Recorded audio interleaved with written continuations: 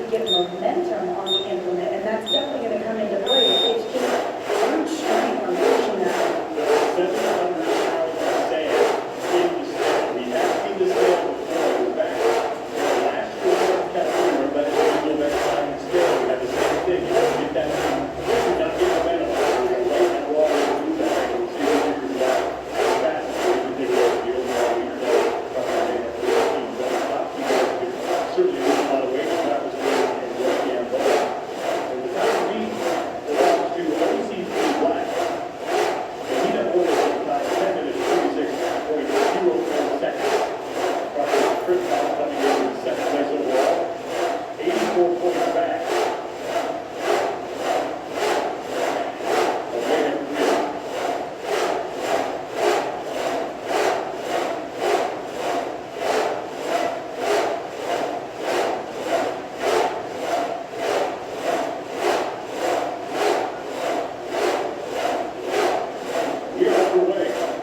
This is exactly what I like about Froendt here.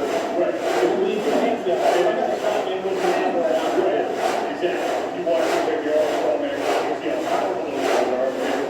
Not doing that. It's not that strong man here. You wouldn't want to ask. I'm not going to go to the tanks that want to go to the feet. But it's impressive to see. Absolutely.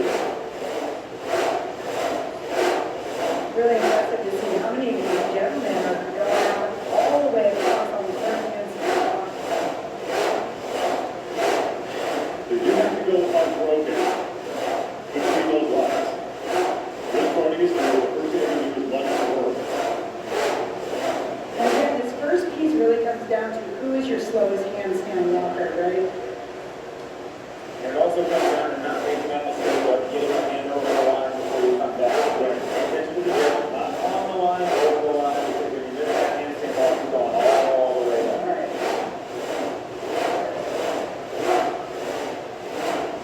Better to see this. Got a few of the athletes through here.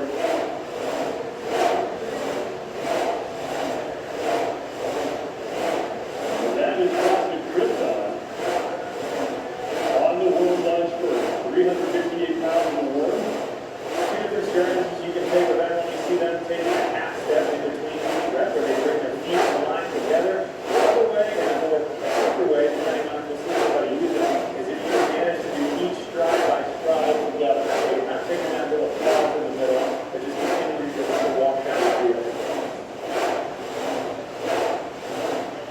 Definitely a difference between a lot fast man, Alex Smith, and Cody Moody. Of course, the real lot fast man, 2014 Fremont Classic Games champion. Leading that competition in Carson, California.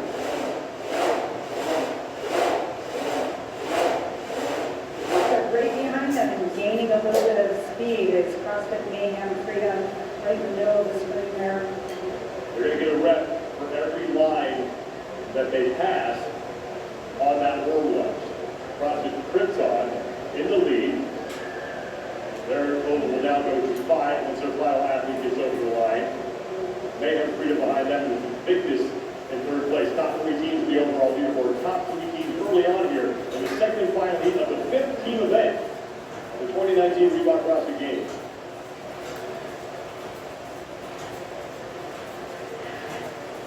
After this, all 4 athletes will have to handstand walk back. Then it's the big bob pull.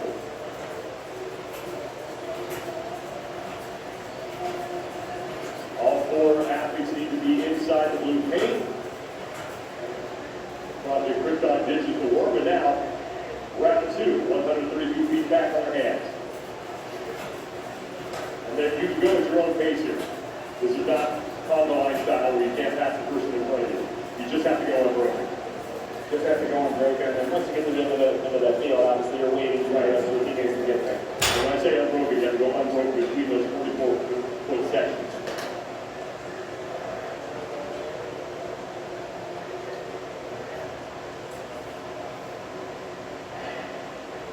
CrossFit Krypton comes into this event 84 points back of Mayhem Freedom. Mayhem Freedom with 365 points in the floor. That's the increased after event 4.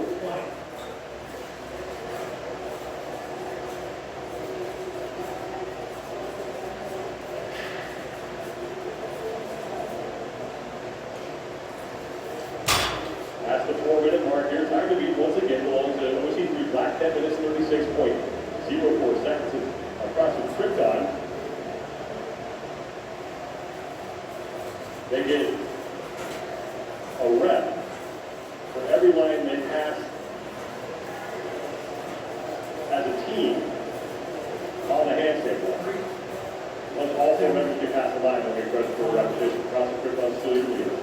Mayhem Freedom in second, Victus in third.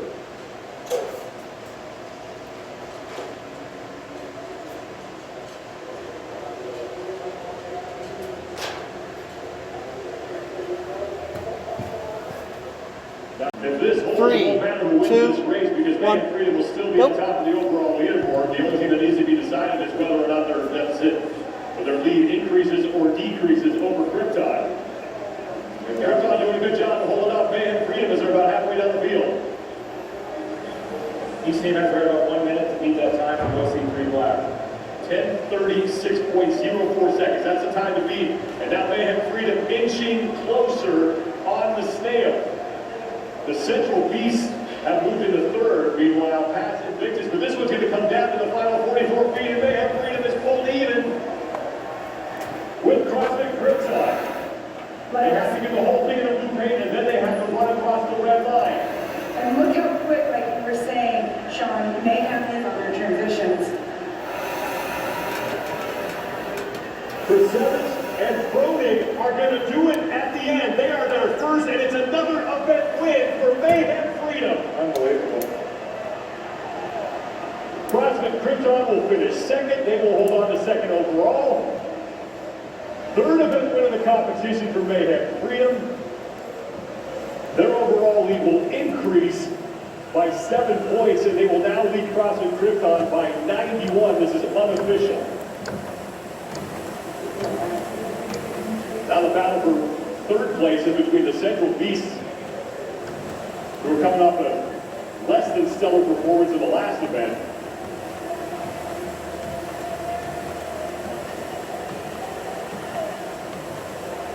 Whoever finishes here could still get a fourth place in the event overall. Looking at Invictus X's time, we're coming in after C3 Black, and the last heat was 11:53, so Central Beast right there should have an easy fourth place finish. They are in. They came in 5th place overall, so they rebound nicely from that 14th place dead last in the last event. Now Invictus in 3rd place. They are in, and they're trying to hold off OC3 Black for 3rd place overall. OC3 Black is going to cut into that lead. They were just 35 points back of Invictus for 3rd place. OC3 Black is going to finish 3rd in the event.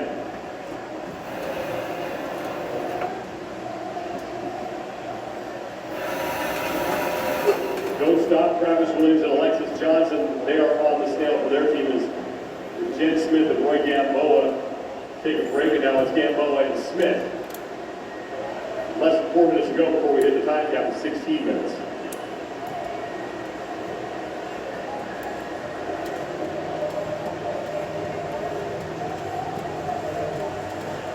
There's 44 feet remaining for Don't Stop. They're all by themselves now. They're the leaders on the floor. CrossFit Boston waiting for their final lady to cross the line there on the handstand walk. Now Invictus Boston, they are in danger of missing the cut. However, they're only 7 points back from Pro 1. Now Pro 1 was in the prior heat. So Invictus Boston needs to beat Pro 1 across the finish line in order to have a chance to leapfrog them into 11th. That's the final spot. And Pro 1 finished in 13:55. Now, if any team can keep that snail moving, it would definitely be Invictus Boston. They've got about 40 seconds to beat that time. Doing just that. They are in the middle of your screen. There's CrossFit, Alioth.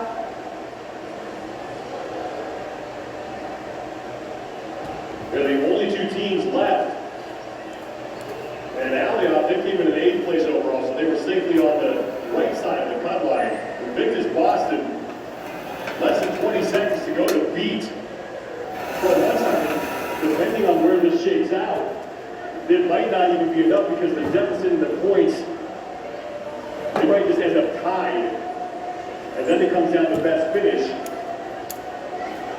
And there goes that throw one time, so Invictus Boston will. It's not going to happen for Invictus Boston. They might not be aware of that. They're just trying to get themselves across the finish line. The Colmore, Aquino, Freight, Katie, Kelsey, Field, and Caitlin Cassis, depending on when the cut is, if it's after this event, they're going to be on the wrong side of that line.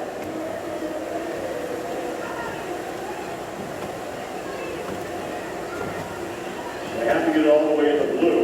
Lots of communication there for Invictus Boston. Those are precious seconds. They just decided to lift it up, shimmy it on in there, and they are in. 14:38.17 seconds. And CrossFit Allion, the final team to finish on every team in this last heat, gets inside the 16-minute time cap. Allion hoping that they didn't lose too much ground, they can stay on the right side of that cut line. The China Joe and Company, a great comeback on the final implement. The Snail and Rich Froendt helps lead his team to their third event win of the competition. Yeah, Rich was obviously so fast on those handstand walks. And then what was impressive to me, like we were talking about, with the transition of the male-female pairs on the Snail really helped them gain that little deficit that Krypton had on them, and then eventually push them to the finish. The rest of the field's got to be getting a little bit worried at this point. As Mayhem mentions, another event back yet. Live, so we're starting to just compete for second through. But it's not down from there. It's certainly looking like that as Mayhem Freedom picks up win number 3. Guys, it was you and CrossFit Krypton right next to you in the end, and it looked as though it came right down to the transitions. You were able to move quickly and smoothly and get ahead into the finish faster. What do you do to drill that communication amongst one another and make sure that that's never an issue for you? I just think we know each other and how much, like, what certain strengths and weaknesses each member of the team is, and so it helps to know when somebody's hurting. You kind of talk to each other and let each other know what's going on. Now it's been 3 events on day 1, 2 on day 2, all of it out here in the hot sun. How are you guys feeling? How are the bodies holding up given these events so far? We train really hard, and we train hard for this, so we feel pretty good. I think we know that about you guys. Nice job so far. Congratulations. Thank you.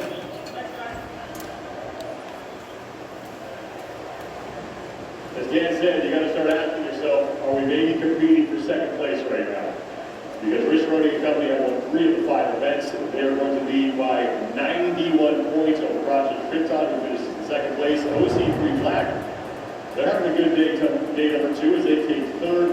The Central Beast, they bounce back from that 14th place finish in the event number 4. They take 4th. We're going to step aside for a second. We'll be back for more from the Rogue Iron Game here in the 2019 Rebound CrossFit Games in Madison, Wisconsin. Well, that's not that surprised me for sure. Yeah. Barnhart is in 6th place coming into this event. She has 346 points. She's only 22 points up on Catherine Davis off the visit of Barnhart now needs to get a little help.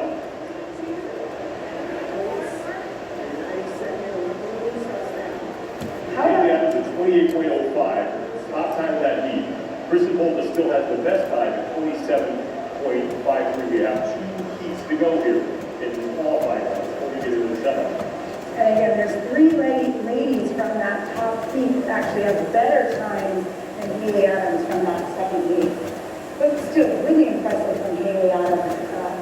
As an 18-year-old rookie on the individual side, to be pulling in numbers like that, super impressive. It's probably going to come out with the other athletes in that do a lot of things better. Yeah. She just went after it.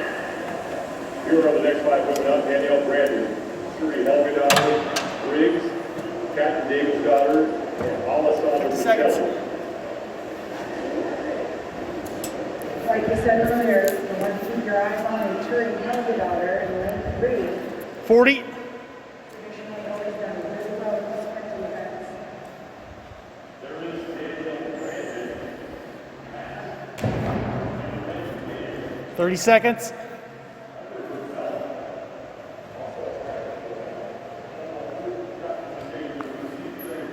20. 15.